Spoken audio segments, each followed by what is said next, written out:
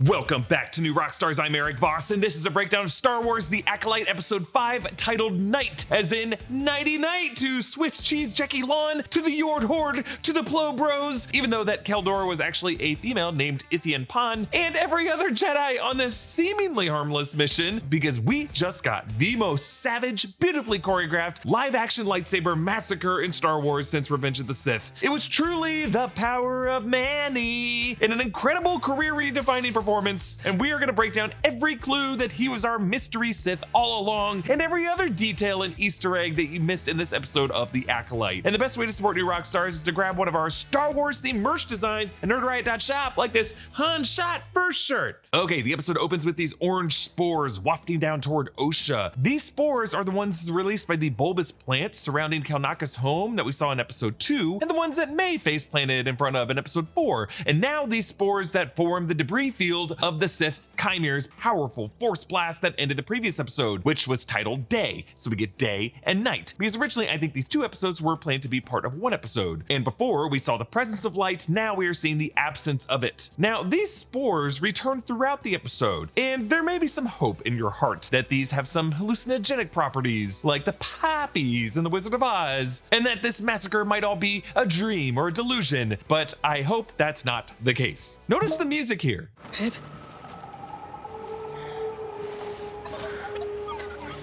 Babe. This melody actually comes up at the end of the episode as well. What extraordinary beings we are. Dun dun dun dun dun dun. That, my friends, is the melody of John Williams' Kylo Ren theme.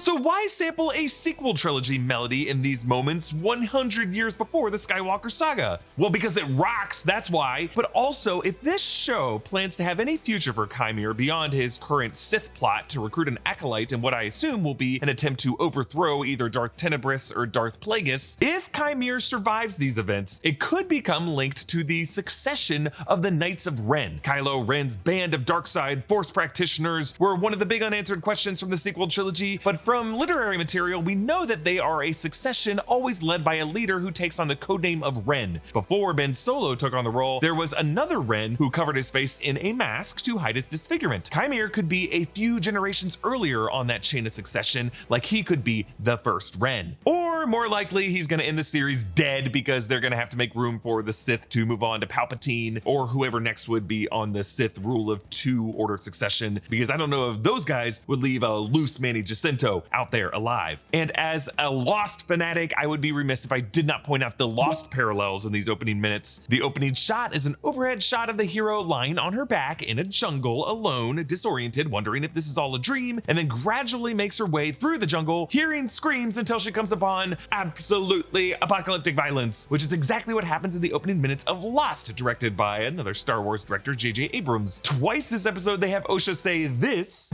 We have to go back.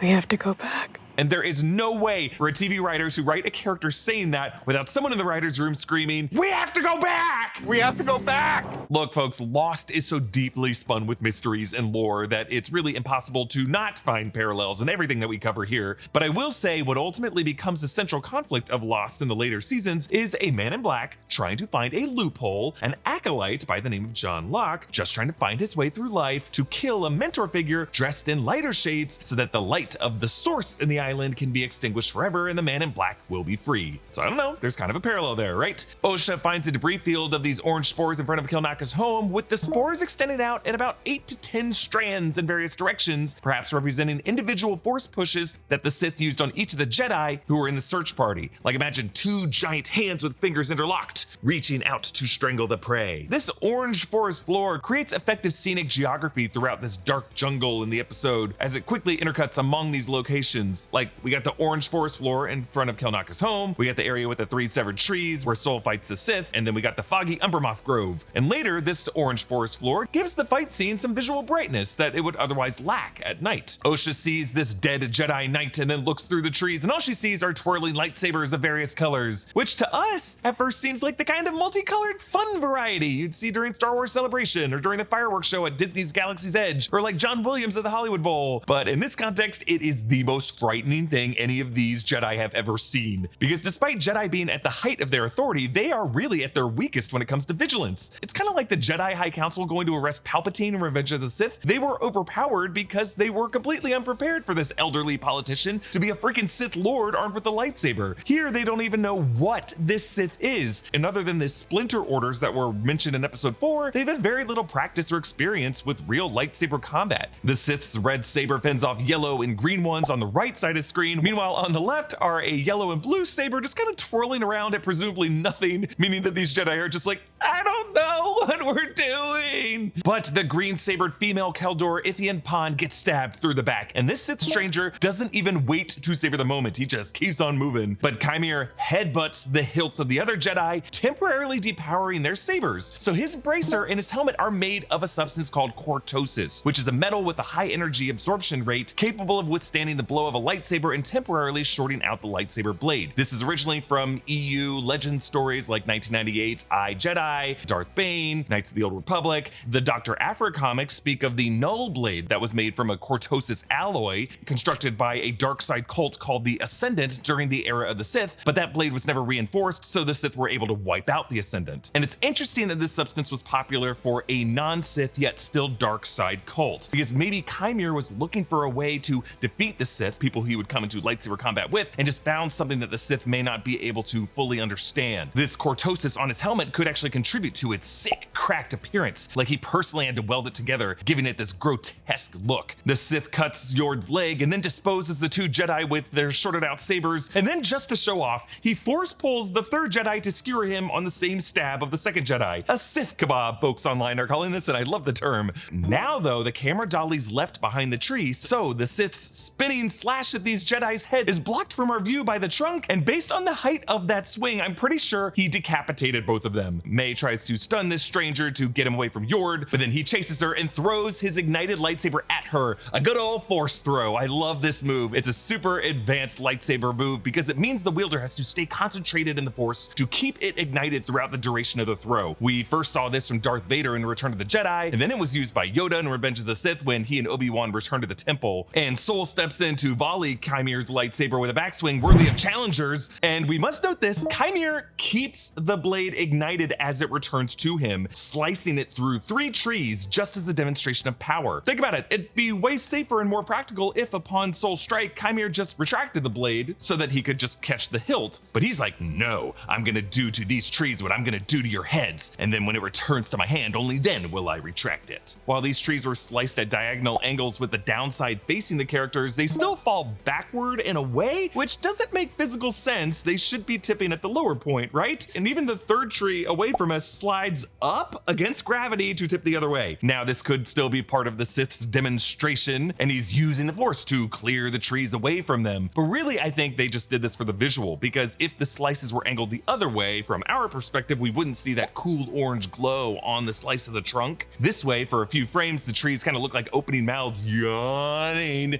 and then their heads falling off their necks, and it just kind of looks cool. But these trunks continue to glow throughout Soul and the Sith's fight later, so they kind of provide a dim source of light for the scene, which is pretty effective. And for Soul, these 3 trees kind of feel like the 3 Jedi that were cut down before him, Indara, Torben, and Kelnaka, marking him next. Soul orders, "Civilian to the ship," and then Yord echoes it, "Civilian to the ship." I actually think Soul calls Osha civilian in front of the Sith to make her appear less important and to clarify that this is not May. It's her less important civilian sister, so like, leave her out of this. But I don't think Soul realizes that the Sith will actually prefer Osha by the end of this episode. The Sith tilts his head behind that mask, which is the simplest and most effective creepy gesture, especially when the mask is smiling. This tilt gesture was used effectively by the Ghostface Killer in the Scream franchise, and we hear this choral chanting.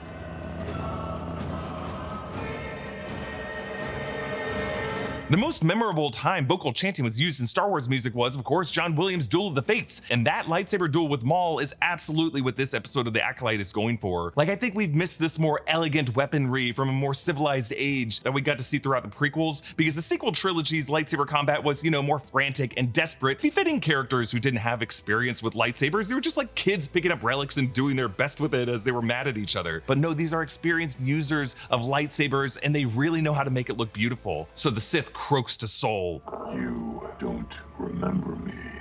I sense something familiar. So could the Sith be referring to Sol meeting him on Olega when he went by QIMIR? Or is there more history between these two characters? And if there is more history, why didn't Sol sense that history when he met QIMIR face to face in the apothecary? I rewatched that episode 2 scene with Sol and QIMIR a whole bunch of times, and other than Manny Jacinto playing up the innocence, there is really no moment where Lee Jung-jae as Sol indicates that he's picking up anything from QIMIR. It might just be that QIMIR is that good at Sith deception. On our episode 5 after show over on the Break Room channel, I theorized that maybe Sol and QIMIR both came from the same planet, and Sol was like a big brother figure to QIMIR who got recruited and taken away by the Jedi Order while leaving QIMIR behind, jealous. I think if QIMIR had reached Padawan age in Sol's past, Sol would have recognized his appearance now as an adult, so I'm just not really sure. But their sabers clash, and the Sith uses one hand with the lightsaber while Sol clutches his saber with two, showing the Sith's confidence and more offensive fighting style. With his other hand, QIMIR holds open his cape to peacock his body to be larger and obscure where his actual flesh under those robes is, kind of like a bullfighter misdirecting a bull. According to Amanda Stenberg, it actually was Manny Jacinto under the mask for the majority of these lightsaber stunts. The actor put in months of prep work, and he wanted his physical transformation to be consistent between the dialogue and the stunts, and it really pays off in this episode. May runs out from Kelnaka's home, and Jecki Lon is right there to drop kick her. And when May is on the ground, the exterior lights that Kelnaka used around his home start to flicker in a way that kind of looks like May just kind of had her lights knocked out. And I love that while all of her fellow Jedi were being killed by the Sith, Jecki was like, nah,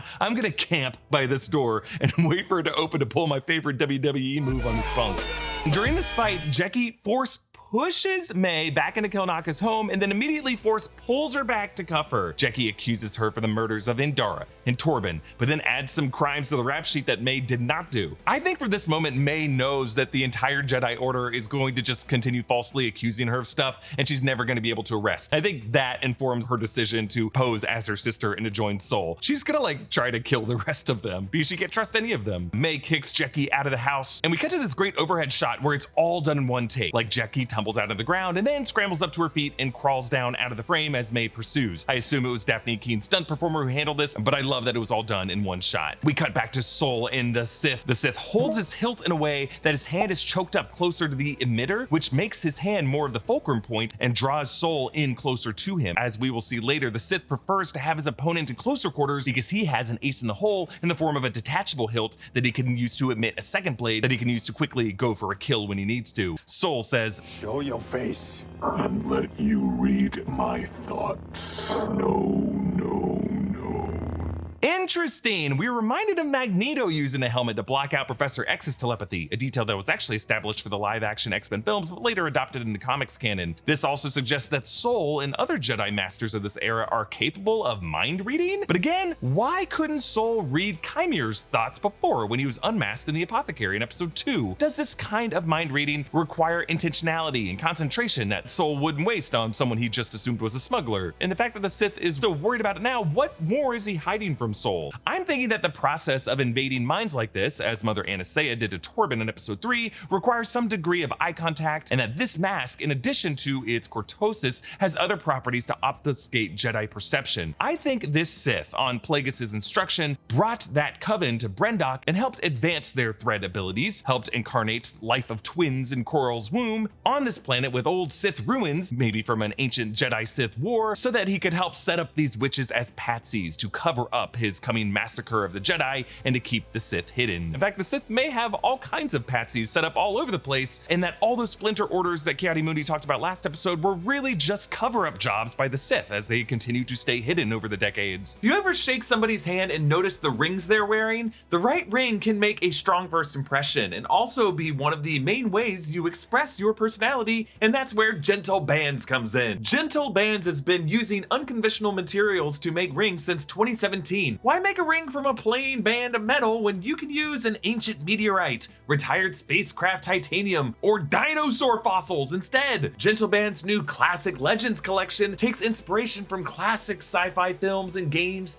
capturing the essence of the enchanting universe and the eternal battles between dark and light. For instance, the Imperial Might Ring, made from tungsten and meteorite, really evokes the most evil corners of the Star Wars universe. It feels like some kind of alien artifact. Will it give you cosmic powers? I don't know, but I can dream. There's also Crimson Phantom. It's made from meteorite and dinosaur bone, which is one of the defining encounters in the history of life on this planet. This tiny ring is like a souvenir from an apocalypse, so it's just so cool to have on your hand. Gentle Bands is currently offering free engraving on all orders, so check out the Galactic Legends collection on gentlebands.com and use code NEWROCKSTARS to get a special 25% discount on your new favorite ring today. Soul asks, What master hides his face from his pupil? You tell me. This Sith knows that Soul has not been honest with Osha, and I think the truth of what happened on Brendok will be something this Sith uses to influence Osha now that he has custody of her. Yord says, He doesn't follow the rules of combat, and there's no method to his movements.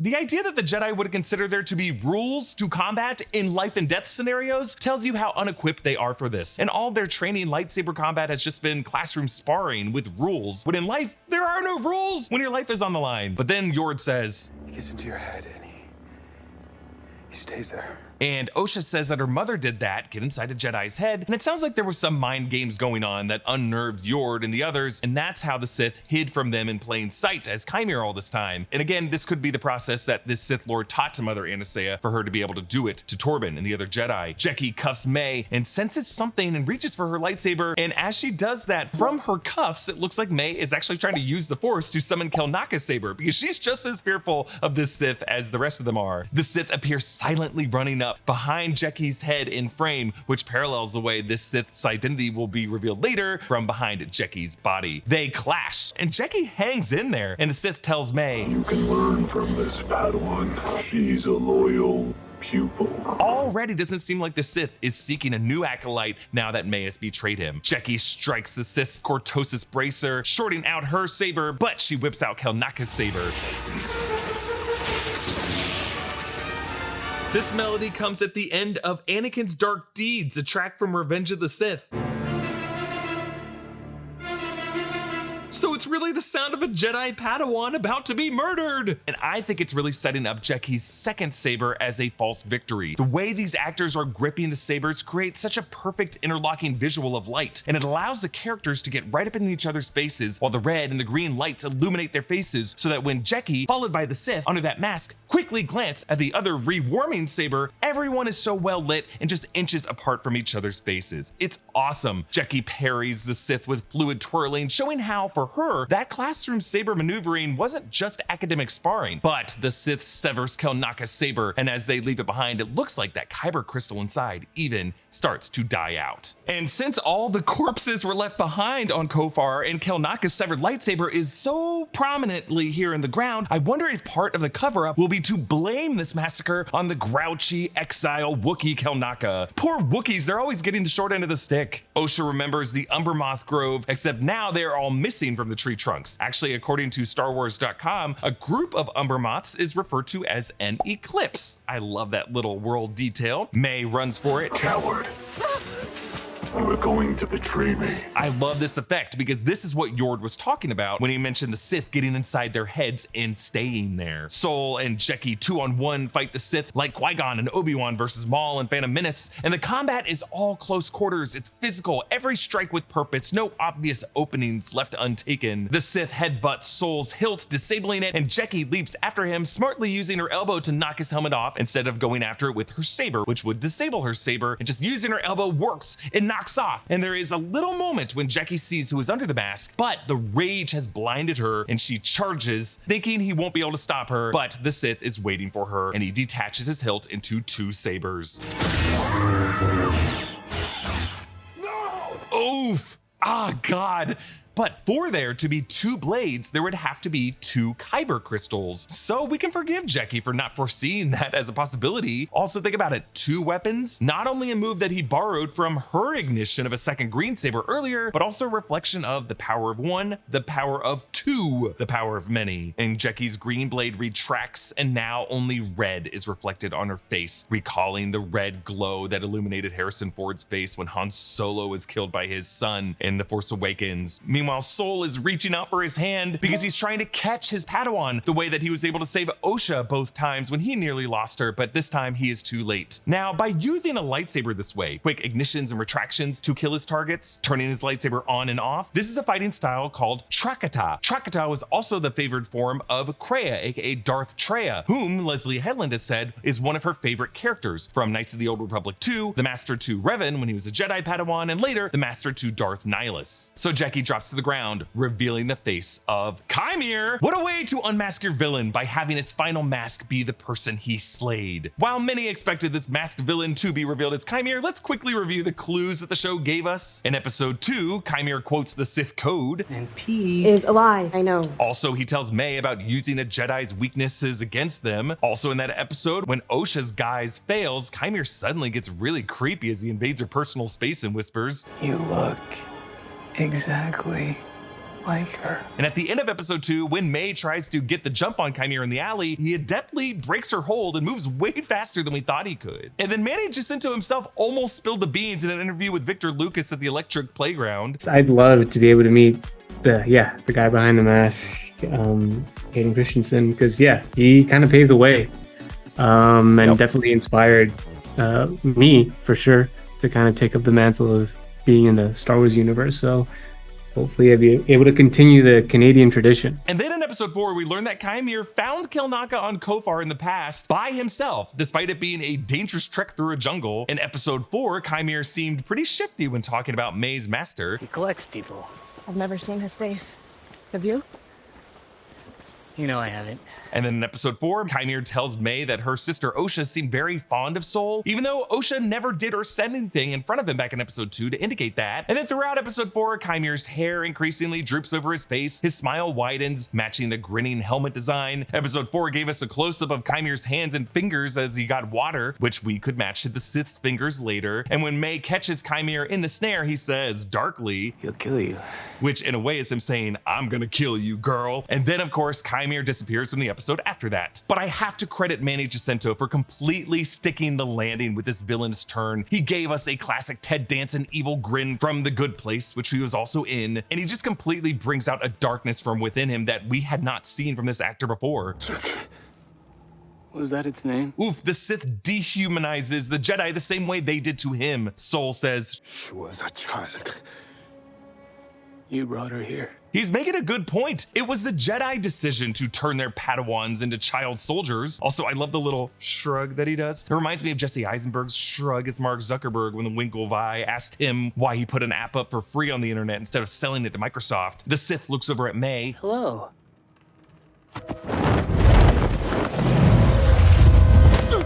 He is toying with them. He's returning to his friendly sidekick voice, which now just proves that it was all just an act. Manny Jacinto, who clearly did some push-ups and curls before this take, pulls May into a forced choke and manages to fend off Sol while still holding May. You attacked me while my back is turned?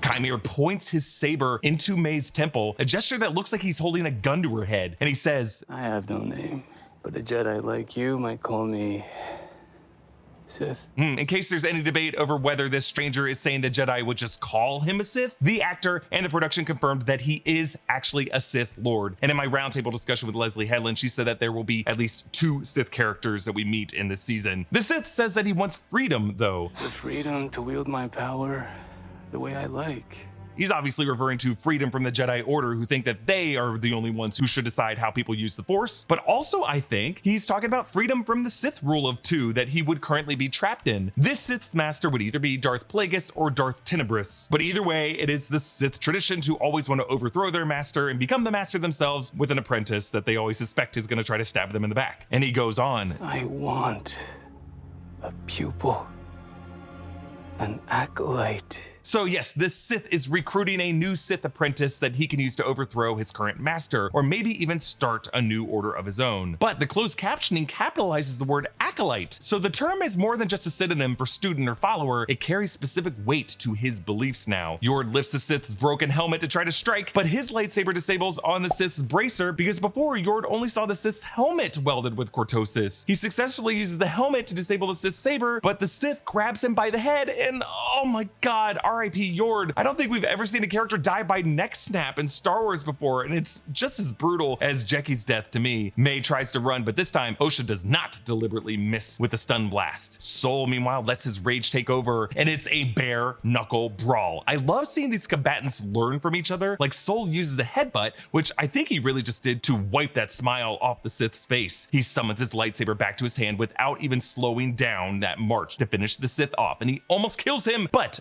Osha stops him in the last second, because I think both these characters know that fear leads to anger, anger leads to hate, hate leads to suffering, and if you just let your rage take over, you might as well be a Sith at that point. The Sith says, I've accepted my darkness. What have you done with yours? Again, making it impossible for Soul to continue burying his guilt for what really happened on Brendok, and notice that the Sith says this knowing Osha is listening, and Osha later will not be able to let it go. Soul recalls, The Jedi do not attack the unarmed.